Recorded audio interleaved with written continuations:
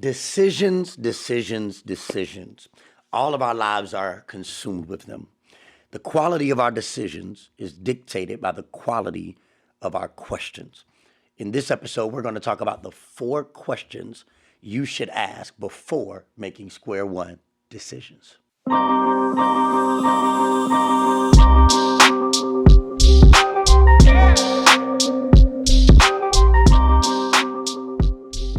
Well, what's going on, Square One family? I'm so excited to have you back for episode 4. We're off and running, and you guys have made this such a success. So thank you for continuing to do what I ask you to do every week, which is like, subscribe, share, rate, review. Make sure you spread the word. Help us continue to fulfill this mission, which is really simple, helping everybody we can start over, stay strong, and shape a powerful future. We believe that the square of our lives is not the end of our lives, and square one is never the whole story. It's been an amazing journey as we've continued to not only have our masterclass, but now doing our coaching group. And I'm just so excited for the people that we've been able to hear stories from, who've been able to share how the content, how the conversations, and how the engagement opportunities have really helped them to navigate uncertain seasons of setback, disappointments, and delays. But we are still forming and shaping a powerful future. So thank you. Make sure you head over to VernonGordon.com so you can continue to see all the opportunities to plug in and engage, and you can still jump in to our coaching group. And you can also make sure you head there to buy your copy of Square One, the book. If you have not already got it, get a copy in your hand. If you already got one, buy one for your cousin, your neighbor, your coworker, your friend, your family member, your ex-boyfriend, your ex-girlfriend, everybody. All right? Make sure you grab yours. You can also find the book on Amazon as well. Today we're talking about the 4 questions you should be asking before making square one decisions. Look, when you find yourself in a square one season, square one moment, you've heard the language enough by now. These moments in our life, these periods of time can sometimes cause for us to have to make some important decisions. And there's some questions we should ask before we make those decisions. But let me tell you a little story first about how this all came to be and this principle kind of wrapped around my head. When I was a child, particularly at 13 years of age, as you heard in episode 1, I was navigating a life of cancer, and I was coming towards the end of some of my treatment process as a cancer patient. And there was this network called the Children's Miracle Network, who would invite every year one representative from every state to gather together who represented childhood trauma or disease and the strength that they showed from it. I was honored and privileged to be the one selected from the state of Virginia. Along with my family, we traveled to Florida, and we met with countless other families, so again, representatives of every state, hearing their stories of their square one circumstances. We met young people and children who were my age at the time, who had been attacked by animals and been disfigured, and they showed strength to overcome that. We met other children who were navigating similar illnesses as I, like cancer and other aggressive illnesses. We met a young man who had been almost cut in half by a power line that it came down, and his body had been restructured, and he had to navigate the other side of overcoming that.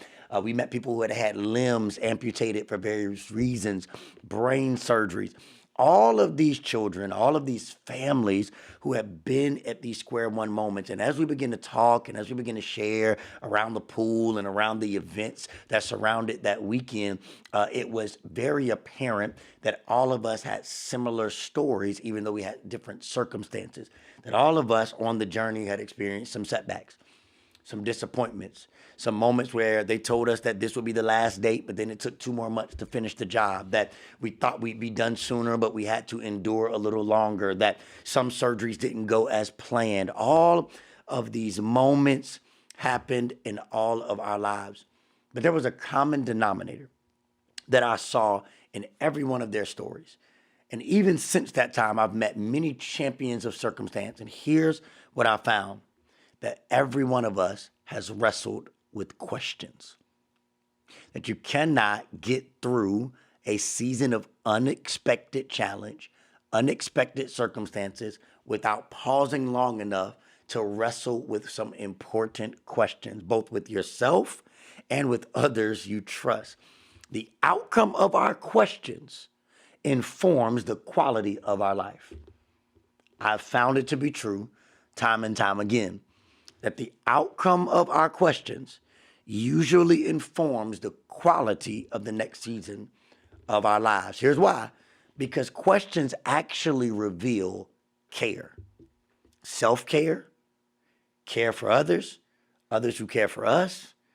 Questions reveal care. Where there is a lack of questions, there's probably a lack of care.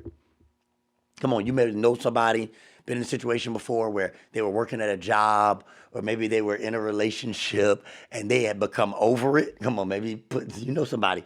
And that once they became over it, right, what did they do? They was like, don't even ask no questions no more. I don't care. Not going to be my job in a little bit. Not going to be my relationship in a little bit. The questions actually indicate a level of care. And why does this matter? Because quality decisions start with quality questions. In other words, I got to think through it before I decide to do it. And this is in conflict and contrast with our culture, because we live in a culture that encourages us to think quick, act fast, and then see what happens. But the truth of the matter is the quality of our decisions starts with the quality of our questions. And here's the temptation that's going to appear in your life when you hit these moments of change, challenge, and unexpected circumstance. The temptation is going to be to make one of two extreme decisions equally as damaging to shaping a future: hastiness or paralysis. For some of us, the temptation is going to be to just be stuck in a season, stuck in a thought process, stuck in our disappointment, stuck in our pain, stuck in our tears, stuck in our feelings. Paralysis. For some of us, the temptation is going to be the opposite extreme. It's going to be hastiness. All right, I just got to bulldoze my way out of this. I got to just get out fast. Look, in one of our previous episodes, I talked about the fact of try again, start over, go for it. Don't let failure stop you. But hear me, I don't want you to misinterpret that there's a prerequisite to just doing, right? It's imperative that you have some time with your thoughts, with your heart, and with the questions that will inform the quality of your decision. So I want to encourage you not to think quick, act fast, and just see what happens, but take your time, think slow, act accordingly. So after you've taken the time to think, maybe the result is you need to move on this now. Or maybe the result is be patient. Or maybe the result is, if it doesn't happen fast, as we talked about, doesn't mean nothing's happening at all. Then continue to move forward. But don't allow hastiness or paralysis to be your enemy. Hastiness is going to get a lot of us, though, right? We don't like the way it looks. We're eager to prove that we can get our way out. We're eager to move towards the other side of this storm, move towards the other side of this challenge. Nobody just wants to sit in it. Nobody wants to feel like there is the idea that I'm not getting out or moving forward. And scripture actually helps us to process this. I love what it says in Proverbs 19:2. It says, desire without knowledge is not good. And whoever makes haste with his feet misses his or her way. In other words, like it's good to desire like a future and goals and a different outcome and new opportunity, but you need knowledge attached to it, right? You need to think about research. You need to inspect your heart. You need to inspect what got you here this time. Some of us end up in square one seasons because of something that was beyond our doing. It happened to us. There was nothing we could have done about it. Maybe it's a diagnosis. Maybe it's somebody else left our life. Maybe it's grief, a loss of a family member. We didn't choose it. It chose us. But some of us, if we take the time to really look at it, we ended up in a square one season because of our choices, because of our decision making, because of our lack of discipline. And if we take the time to think, we're going to see and learn from it and have the knowledge, right, that helps us. Desire without knowledge is not good. And whoever makes haste often misses the way. So the goal is not stay still, But hear me, accumulating knowledge and asking the right questions is actually movement in the right direction. It may not be movement that is seen, but even if it's movement that is felt, it's moving you in the right direction. Also, I love Proverbs 21:5. Check this one out. It says, the plans of the diligent lead surely to abundance, but everyone who is hasty comes only to poverty. There is a reality that God wants you to experience promise, prosperity, and fruitfulness, I believe, in all seasons. The challenge is, are we trying to pursue it outside of the timing that is healthy? Right? Whoever is hasty comes to poverty. There is a proper timing to pursue profit, a proper timing to pursue platform, a proper timing to pursue more open doors, a proper timing to pursue more relationships with people. Because sometimes you're trying to get the relationship with people prematurely because your heart isn't ready for a new relationship. Sometimes you're trying to get the platform prematurely because you're still not even refined the gift yet. What is it that you might be pursuing prematurely? Right? And so questions help us to discover and to navigate, right, square one seasons so we can make healthy decisions, because the quality of our decisions is often determined by the quality of our questions. This is what in the book we actually call returning to our core. What we argue over the first 3 chapters is, what if we're looking at square one moments all wrong? What if everybody else is like, oh my God, I can't believe I got to do this over again. I can't believe it didn't work out and I got to start over. I can't believe I got to rebuild capital and fundraising. Can't believe that I got to rebuild that network. Can't believe this didn't go the way as planned. And what if it's an opportunity for us to actually build on our beliefs, our boundaries, and the foundations of our life? In the book, we call this returning to our core, which is an acronym for 4 things: our commitments, our outlook, our resilience, and our emotions.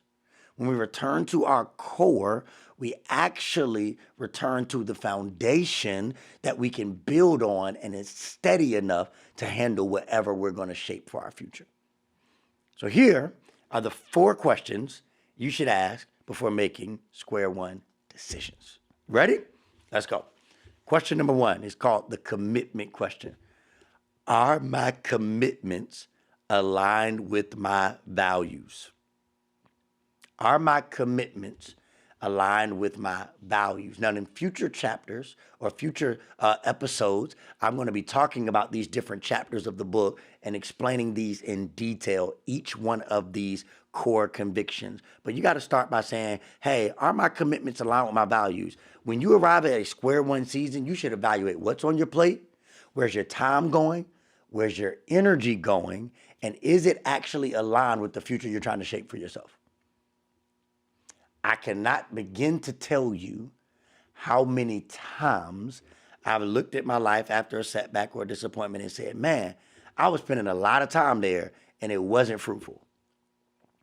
I was mismanaging my time with a lot of people that weren't really connected to my purpose, right? You got to ask the commitment question, because when you become clear about your commitments, you're going to also see that you become clearer about your decisions about time and energy. Got to be clear on your commitments. Are my commitments aligned with my values? And if you find that they're not, as we're going to talk about in future episodes, then you got to start making adjustments accordingly. Here's the second question that we're going to ask before we make square one decisions. The outlook question, we call it. What do I see for my future? This is imperative that you come to these moments, or at least out of these moments, with clarity about where am I headed? Not just shooting in the dark, not just trying things out of comparison or out of competition, but actually being clear about your outlook for your life. What do I see for my future? I love what Andy Stanley says. He has this quote that says, everybody ends up somewhere. Few people end up there on purpose. When you find yourself in a square one season, you got to make conscientious decisions to say, okay, I know exactly where I'm trying to go. I'm not just trying to end up somewhere. in the next season, I'm trying to end up somewhere on purpose. So be clear about your outlook. Be clear about where you're headed. Be clear about your next steps in the strategic plan. Make sure the outlook is clear. The third one, core conviction here, is the resilience question. It is, how am I building my life to recover and withstand future difficulty? Don't miss this. Because in all of our lives, wherever we are, this won't be the last time we face disappointment. This is not going to be the last time things don't go according to the vision board. This is not going to be the last time somebody lets us down. This is not going to be the last time where the plan didn't get executed perfectly. But what we can do in this season is build the attributes and the characteristics and the disciplines and the practices that help us recover more quickly the next time around and withstand even more difficulty. And we're going to talk about in that particular section and episode how we actually build a life that can last through more circumstances. Right? And so we're going to start asking the resilience question before we try to make decisions to get out of a thing, so that by the time we start moving out of it, we can say, man, I'm ready for more. I'm ready for more capacity, more challenges. And it's because I know they're coming, but when they come, I will be ready. All right? Got the outlook question, the commitment question, the resilience question. Here's the fourth question you should ask before making square one decisions. It is the emotions question. And here it is. Am I controlling my emotions, or are they controlling me? This is so crucial. Am I controlling my emotions, or are they controlling me? Because how we manage our feelings plays a significant role in how we create our future. Come on, some of us can probably look at our life maybe long ago or maybe not so long ago and be like, man, my feelings disrupted some progress. My feelings got in the way of some fruitfulness. My feelings got in the way of some opportunities. My feelings got in the way of some friendships. How I manage my feelings determines or plays a significant role in determining the quality of my future. And so often we try to move to decisions before we've asked the right questions. So here's my challenge to you this week. I want you to answer these questions honestly, and then invite God to help you navigate the right decisions on the other side of your answers. Answer these questions honestly, right? And resist the temptation to have paralysis or hastiness, to be stuck or to be stupid, right? To move too fast or to move too slow. Like, take the time to ask the right questions so that you can make the right decisions. Why? Because the quality of our decisions is determined by the quality of our questions. And I believe today that as we walk through this and as you go through this week, you're going to find your way to the other side of the square in the right timing with the right decisions because you asked the right questions. Hey, family, I'm praying that this was helpful to somebody somewhere. And if it was helpful to you, would you do me a favor? Like it, subscribe, share, rate, review. Make sure somebody else gets added to this community that's growing and navigating the square. Hey, I'm super excited about the rest of the episodes that are about to come in this season because we're going to actually spend time unpacking commitments, outlook, resilience, and emotions week by week so that we can build lives that don't just wait in the square, but work in the square because we don't got time to wait. We got to start over, stay strong, and shape our future. Hey, time is of the essence. And we're going to be in God's timing, but we're also going to use time wisely to make sure we see the other side of the square of our lives. Hey, also don't forget, head over to the website or to Amazon to grab your copy of Square One today if you don't already have it, or buy one for a friend. I believe it's going to be a huge blessing to you. I love you. I'll see you in episode 5.